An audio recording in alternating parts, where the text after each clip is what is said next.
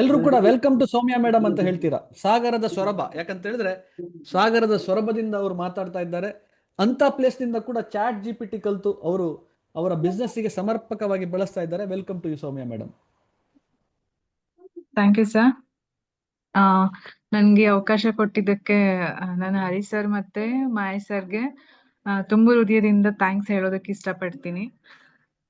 ನನ್ ಬಿಗಿನಿಂಗ್ ಅಲ್ಲಿ chat G P T ಮತ್ತೆ ಸುಮಾರು ಟೂಲ್ಸ್ ಗಳನ್ನ ಯೂಸ್ ಮಾಡ್ತಿದ್ದೆ, ಇಲ್ಲ ಅಂತ ಹೇಳಲ್ಲ. ಆ ಟೂಲ್ಸ್ ಗಳನ್ನ ಯೂಸ್ ಮಾಡುವಾಗ ಅದು ನಾನು ಲಿಮಿಟೆಡ್ ಏರಿಯಾಗಳಿಗೆ ಅಥವಾ ಲಿಮಿಟೆಡ್ ಸಬ್ಜೆಕ್ಟ್ಸಿಗೆ ಮಾತ್ರ ಯೂಸ್ ಮಾಡ್ತಿದ್ದೆ. ಅಂದ್ರೆ ಬೇರೆ ಬೇರೆ ಸೆಕ್ಟರ್ಗಳಲ್ಲಿ ಬೇರೆ ಬೇರೆ ಇದ್ರಲ್ಲಿ ಹೇಗ್ ಯೂಸ್ ಮಾಡೋದು ಅಂತ ನಾನು ಎಕ್ಸ್ಪ್ಲೋರ್ ಮಾಡಿರ್ಲಿಲ್ಲ ಇನ್ನ. ಸೊ ಯಾವಾಗ ನಾನು ಈ 21 ಡೇ ಚಾಲೆಂಜ್ ಅನ್ನ ತಗೊಂಡೆ, ಸೊ ಈ ಚಾಲೆಂಜ್ ತಗೊಂಡ್ ಆದ್ಮೇಲೆ ನಾನು ಯಾವ್ಯಾವ ಫೀಲ್ಡ್ ಅಲ್ಲಿ ಇನ್ನ ಹೆಚ್ಚು ನಾಲೆಡ್ಜ್ ನ ಎಕ್ಸ್ಪ್ಲೋರ್ ಮಾಡೋಕ್ ಸಾಧ್ಯ, ಹೇಗ್ ಮಾಡೋದಕ್ ಸಾಧ್ಯ, ಇದನ್ನ ನಾನು ಒಂದ್ ರೀತಿ ಫನ್ ತರ ಯೂಸ್ ಮಾಡಕ್ ಶುರು ಮಾಡಿದೆ. ಸೊ ನನ್ಗೆ ತುಂಬಾ ಖುಷಿ ಅನಿಸ್ತಿತ್ತು ಇವರು ತಿಳಿಸ್ಕೊಟ್ಟಿದ್ದನ್ನ ಎಕ್ಸ್ಪ್ಲೋರ್ ಮಾಡುವಾಗ, ಯಾವ್ಯಾವ ಇದ್ರಲ್ಲಿ ಯೂಸ್ ಮಾಡಿ ನನ್ನ ಕೆಲ್ಸನ ಇನ್ನ ಈಸಿ ಮಾಡ್ಕೊಳ್ತಾ ಇದ್ದೀನಿ. ಅದನ್ನೆಲ್ಲ ಒಂದ್ ರೀತಿ ಏನ್ ಹೇಳ್ತಾರೆ, ಆಟ ಆಡ್ಕೊಂಡು ಮಾಡೋದಕ್ ಶುರು ಮಾಡಿದೆ ನಾನು.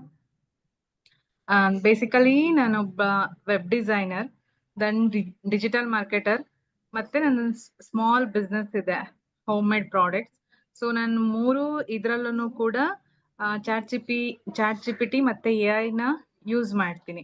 ಸೊ ಇವೆರಡರ ಜೊತೆಗೆ ಬೇರೆ ಬೇರೆ ಯಾವ ಯಾವ ಎ ಐ ಟೂಲ್ ಗಳನ್ನ ಯೂಸ್ ಮಾಡಬಹುದು, ಹೇಗೆ ನಮ್ ಕೆಲ್ಸನ ಕಡಿಮೆ ಮಾಡ್ಕೊಳ್ಬಹುದು, ಏನ್ ಕಲೀಲಿಕ್ ಸಾಧ್ಯ, ಹೇಗೆ ಎಕ್ಸ್ಪ್ಲೋರ್ ಮಾಡ್ಬೋದು ಬೇರೆ ಬೇರೆ ಟೂಲ್ಸ್ ಗಳನ್ನ ಅಂತ ಇಲ್ಲಿಂದ ನಾನು ತುಂಬಾನೇ ತಿಳ್ಕೊಂಡೆ. ಸೊ ದೆನ್ ಇನ್ನೊಂದೇನು, super coach A I tool ಅಂತ ಏನು ಸರ್ ಕೊಟ್ಟಿದ್ದಾರೆ, ಹರಿ ಸರ್ ಡಿಸೈನ್ ಮಾಡಿದ್ದಾರೆ. So that tool also very good.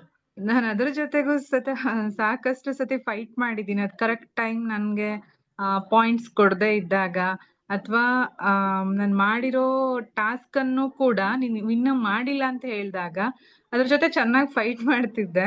So ನಂಗೆ ಅದು ಖುಷಿ ಅನಿಸ್ತಿತ್ತು, ಏನೋ ಒಂಥರ ಚೆನ್ನಾಗಿದೆ ಅಲ್ಲ, ಇದ್ರ ಜೊತೆಗೆ ನಾವ್ ಮನೇಲಿ ನಮ್ ಬ್ರದರ್ಸ್ ಸಿಸ್ಟರ್ಸ್ ಜೊತೆ ಅಥವಾ ಆಫೀಸಲ್ಲಿ ಕೊಲೀಗ್ಸ್ ಜೊತೆ ಎಲ್ಲ ಕಿತ್ತಾಡ್ತಿರ್ತೀವಲ್ವಾ, ಈಗ ಯಾವ್ದಾದ್ರು ಕೆಲಸ ಆಗಿಲ್ಲ ಅಥವಾ ಏನಾದ್ರು ಬೇಕಂದಾಗ.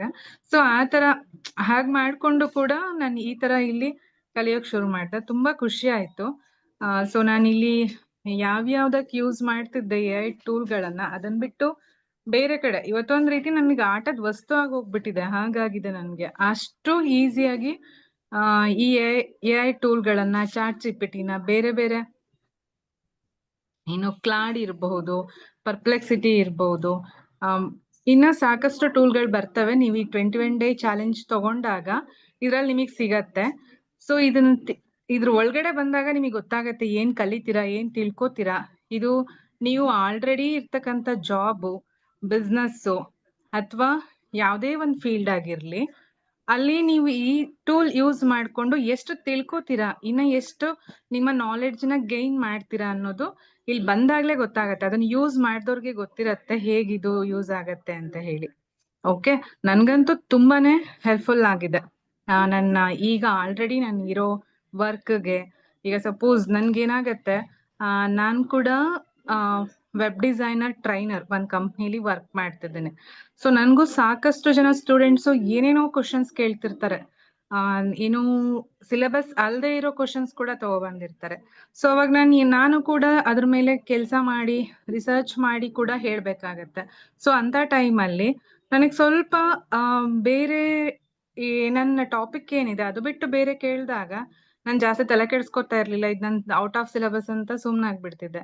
ಬಟ್ ಈಗ ಹಾಗಲ್ಲ, ನಾನು ಇನ್ನೂ ಚೆನ್ನಾಗಿ ತಿಳ್ಕೊಂಡು ಸ್ಟಡಿ ಮಾಡಿ ಅವ್ರಿಗೆ ಹೇಳ್ತೀನಿ. ಸೊ ಇದು ಕೂಡ ತುಂಬಾ ಖುಷಿ ಕೊಡ್ತಿದೆ ನನ್ಗೆ. ಸೊ ನನ್ನ ಸ್ಟೂಡೆಂಟ್ಸ್ ನಾನು ಬೇಗ ರೀಚ್ ಔಟ್ ಆಗ್ತೀನಿ, ಚೆನ್ನಾಗಿ ಹೇಳ್ಕೊಡ್ತೀನಿ ಅಂತ ಹೇಳಿ. ಸೊ ನೀವು ಕೂಡ ಟ್ರೈ ಮಾಡಿ, ಈ ಕೋರ್ಸ್ಗೆ ಜಾಯಿನ್ ಆಗಿ ಹೆಚ್ಚು ನಿಮ್ಮ ನಾಲೆಡ್ಜ್ ಗೈನ್ ಮಾಡ್ಕೊಳ್ಳಿ ಅಂತ ನಾನು ಹೇಳೋಕ್ ಇಷ್ಟಪಡ್ತೀನಿ.